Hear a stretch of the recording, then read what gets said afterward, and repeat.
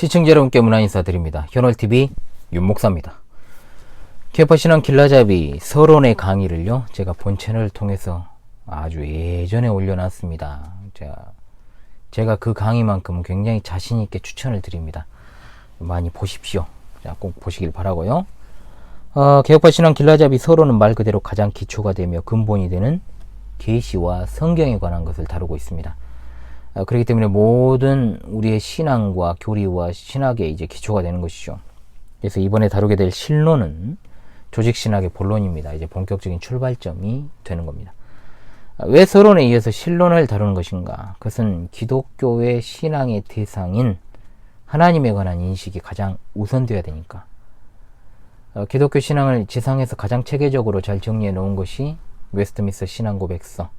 이 체계에 따라서 하나님에 관한 교리는 가장 먼저 하나님과 성삼위일체, 그리고 하나님의 영원하신 작정, 그리고 하나님의 창조, 하나님의 섭리의 이제 순서로 이루어져 있습니다. 따라서 제가 강의하는 개혁파신앙 길라잡이 체계도 이 순서에 따라 진행을 합니다. 신론은 제가 언제 강의했냐면 2017학년도 1학기 제네바 학당에서 강의를 이미 했던 내용입니다. 제가 2019년에 유튜브를 시작했기 때문에 그때 당시에 이제 공부했던 내용들을 먼저 올렸고요. 그리고 훗날에 이제 올리기 시작했기 때문에 앞에서 다룬 내용들, 오프라인에서 우리 성도들은 다 배웠죠. 그래서 이제 사실 온라인에서는 제대로 제가 가르치진 않습니다. 이제 그래서 가르침의 사역이라고는 하지만은 실제적으로 이것을 이제 복습하는 차원에서 대략적인 것을 다루는 것이기 때문에 오프라인 강의와는 비교할 수 없겠죠. 자, 그래서 유튜브로는 이제 복습하는 차원에서 올리는 겁니다. 그래서 신론에 있어서 부수적으로 하나님이 창조하신 영적인 존재인 천사, 그리고 사탄에 관한 진술을 추가할 수 있겠는데, 이 둘은 이제 부록의 성격으로 보아도 무방하겠습니다. 이 부분도 다루겠습니다만은, 그러나 천사는 하나님께 수종드는 존재죠. 그리고 하나님을 대적하는 존재가 마귀입니다. 사탄이죠. 그래서 이러한 자들의 속성을 잘 이해하는 것도 신론을 이해하는 데 있어서는 굉장히 필요한 주제입니다. 코가 막혀요. 비염. 저도 비염이 있어요. 대다수의 교회 신학이나 조직 신학은 신론으로 시작을 해가지고 종말론으로 이제 끝을 맺죠. 이미 저는 교회 신학의 전 주제인을 이제 제가 쓰는 것은 개혁파 신앙 길라잡이, 이제 도용을 그만다 그랬죠. 이건 제가 만들어낸 거니까. 개혁파 신앙 길라잡이 총 8가지를 제가 다루고 있습니다. 전 주제를 전 다 강의했어요. 그래서 개혁파 신앙 길라잡이 서론에서 설명한 것처럼, 자, 여러분 안 봤으면 보십시오. 같이. 서론은 모든 것의 출발점입니다. 자, 서론에서 설명한 것처럼 신학은 하나님으로부터 시작을 해가지고 인간론, 기독론, 구원론, 성령론, 교회론, 종말론. 최종적으로 저는 이제 종말 내서론이라는 명칭을 썼죠. 가장 그것이 바른 순서입니다. 즉 하나님에 관한 학문인 신학은 하나님으로부터 시작해서 하나님으로 끝을 맺어야 되는 겁니다. 이 사실을 기억하시면서요, 여러분 본격적으로 하나님의 본질과 속성에 관한 1장을 한번 공부해 보도록 하십시다. 자, 1장은 하나님의 본질과 속성입니다. 먼저는 우리가 하나님의 존재하심에 대해서 좀 공부를 해보죠. 개혁파 신학의 체계에 있어서 하나님에 관한 인식을 신인식이다 라고 부릅니다. 신인식. 하나님의 본질과 속성에 관한 이해로부터 출발한다는 것이죠. 그래서 하나님의 본질과 속성에 관한 이해는 하나님이 존재하신다라는 개념을 이해하는 것으로부터 출발을 합니다. 이 하나님의 존재에 대한 개념의 이해는 2가지입니다. 세상에서. 어렵게 생각하지 마시고요. 잘 들어보십시오. 하나는 뭐냐? 인간의 이성과 경험의 근거에서 나타난 합리적 유신론이라고 불리는 것. 그리고 다른 하나는 뭐겠습니까? 우리가 믿고 따르는 성경에 근거한 기독교 유신론이 있어요. 자, 먼저는 이 합리적 유신론에 대해서 공부를 해보죠. 4가지가 있습니다. 크게. 첫째로 우주나 자연 만물 자체에 근거한 논증입니다. 그러니까 뭐냐? 세상 만물은 모두 원인의 결과고 어떤 결과가 존재하니까 지금 눈에 보이는 게 결과잖아요. 그러니까 원인이 있다는 거죠.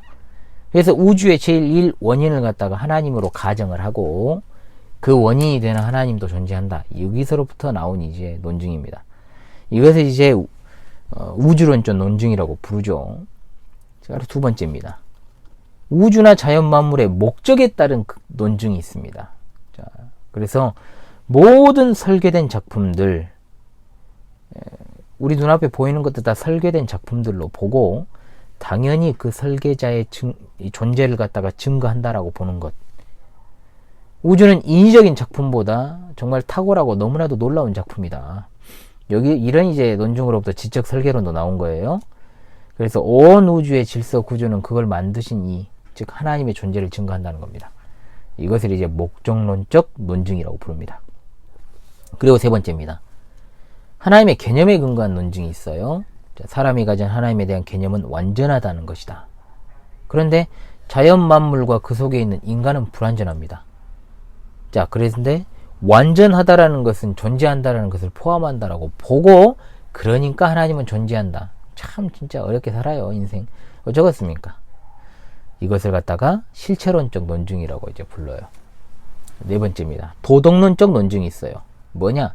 이건 사람에게서 이제 하나님의 존재를 이제 추론하는 거죠. 사람의 양심, 도덕적 분별력, 이런 것 속에 사람의 양심이 있잖아요. 그것을 이제 어떤 도덕적인 존재가 이제 그걸 줬다는 거예요. 그러니까 하나님의 존재를 이것이 또한 사람의 어떤 양심이나 도덕적 분별력을 통해서 알 수 있다. 그러니까 우리나라 전래동화를 비롯한 모든 이제 세계의 어떤 동화들을 보면은 권선징악적 주제가 나오잖아요. 이것이 바로 이제 도덕적인 하나님의 존재를 증거한다는 것이죠. 근데 선은 권하고 악은 징벌을 받는다라는 것. 이것을 통해서 이제 하나님의 존재를 유추할 수 있다라고 보는 게 도덕론적 논증입니다. 자, 이처럼 하나님이 존재하신다는 사실에 대한 이와 같은 이제 합리적인 유신론들은 자기들이 보기엔 합리지만 하나님을 모르는 보편적인 세상에서는 충분히 유추해 볼 수도 있고 부분적으로 유익할 수도 있습니다. 그러나 이 네 가지 논증을 통해서 구원받을 수는 없죠. 이런 주장은 그저 신의 존재 가능성을 추론하는 수준에서 머무른 것이고 신의 존재를 입증하거나 확신하지는 못합니다. 또 하나님이 어떤 분이시고 또 어떤 일을 하시는지 전혀 알 수도 없죠. 따라서 구원과는 상관없습니다. 자, 그렇다면 성경에 근거한 기독교 유신론을 한번 살펴봅시다. 자, 기독교 유신론이라는 것은 정확한 전제가 있어요. 뭐냐? 바로 성경입니다. 하나님의 감동으로 계시된 성경은 하나님의 존재를 당연한 사실로 인정을 하고 출발을 합니다. 즉 기독교 신학은 하나님이 존재하신다는 것이 기본 전제, 바로 그걸 기본 전제로 삼는다는 거예요. 따라서 기독교 신학은 성경을 떠나 성립이 안 되죠. 하나님의 존재를 믿는다라는 것은 쭉 하나님의 계시 진리인 성경을 믿는다라는 말과 동의어입니다. 이걸 기억을 해야 돼요. 성경의 첫 번째 책은 창세기입니다. 창세기는 이렇게 시작하죠. 태초에 하나님이 천지를 창조하시니라. 이 말씀은 기본적으로 하나님께서 존재하신다는 전제하에 하나님이 우주 만물의 창조자이시라는 것을 밝히 가르치고 있어요. 간단한 원리로 이해를 할 수 있습니다. 뭐냐? 사람들이 모여 있어요. 어떤 사람이 그 앞에서 말을 하고 있습니다. 사람들 앞에서. 그런데 그 말하는 사람들 앞에서 말하는 사람이 자기 존재를 증거할 필요가 있어요? 자기 소개는 할 수 있겠죠. 또 어떤 주제에 대해서 말을 할 수는 있습니다. 그러나 사람들 앞에서 말하는 자가 자기 존재를 증명하는 이유는 없고 그럴 사람도 없어요. 그런 사람도. 당연하죠. 마찬가지로 하나님의 말씀이 기록된 성경의 계시는 그 자체가 하나님의 정확무한 말씀이기 때문에 하나님이 스스로 자기 존재를 증명할 필요가 없으시다는 뜻입니다. 상식적으로 이해하시면 돼요. 성경은 인간의 이성에 호소하는 책 아닙니다. 성경은 성삼위일체 하나님의 구원의 작전과 섭리사에 관한 놀라운 일이 기록되어 있는 것이므로 인간의 이성에 호소하면서 하나님의 존재의 유무를 갖다 납득시킬 필요가 없는 거예요. 왜냐? 성경의 진리를 믿을 수 있는 것은 성령으로 거듭난 자들 뿐이기 때문입니다. 성경을 하나님의 계시 진리로 믿느냐 안 믿느냐는 하나님의 존재를 인식하느냐 못하느냐의 문제가 되기 때문에 매우 중요해요. 앞을 보지 못하는 사람에게는 그 앞에 장애물이 있음을 말해줘야 되지만 눈을 뜨고 있는 사람에게는 장애물의 유무를 설명할 필요가 없는 건 당연하지 않습니까? 이 부분을 결론을 내리겠습니다. 하나님의 존재를 인간 이성에서 나온 논증으로 증명할 길은 전혀 없어요. 앞을 보지 못하는 맹인이 아무리 앞에 놓인 사물을 더듬는다고 해도 그 실체를 제대로 아는 건 불가능해요. 성령으로 거듭난 사람은 논증이 필요하지 않습니다. 왜냐? 그 안에 내주하시는 성령으로 말미암아 하나님의 존재를 스스로 인식하기 때문입니다. 믿습니까? 아멘. 자, 그렇기 때문에 여기에 등장하지 않아도 무신론이라는 것이 얼마나 어리석은 것인가. 이걸 이제 조금 논하고 끝낼게요. 자, 하나님의 존재조차도 인정하지 못하는 무신론은 정말 어리석죠. 시편 14편 1절에 나옵니다. 어리석은 자는 그 마음에 이르기를 하나님이 없다 하도다. 무신론은 어리석을 뿐만 아니라 하나님 앞에서 큰 죄악입니다. 살아계신 창조주이시자 구원주이신 하나님을 부정하는 것은 죄악이죠. 하나님의 존재를 부정하는 것은 모든 죄악의 뿌리가 됩니다. 그래서 시편 14편은 하나님이 없다고 말하는 자들은 부패하고 가증하며 선을 행하는 자가 없다라고 말을 해요. 하나님을 부정하는 자들을 하나님은 그냥 내버려 두십니다. 그리고 합당치 못한 일을 하게 하신다라고 말하죠. 로마서 1장 28절에 또한 그들이 마음에 하나님 두기를 싫어하며 하나님께서 그들을 그 상실한 마음대로 내버려 두사 합당하지 못한 일을 하게 하셨으니 라고 했습니다. 자, 개혁파 신앙 길라잡이 신론 첫 시간을 이것으로 마치도록 하겠습니다. 다음 시간에는 우리 하나님의 명칭, 곧 거룩하신 그 이름에 대해서 공부하는 시간을 갖겠습니다. 여러분, 시작이 언제나 전부입니다.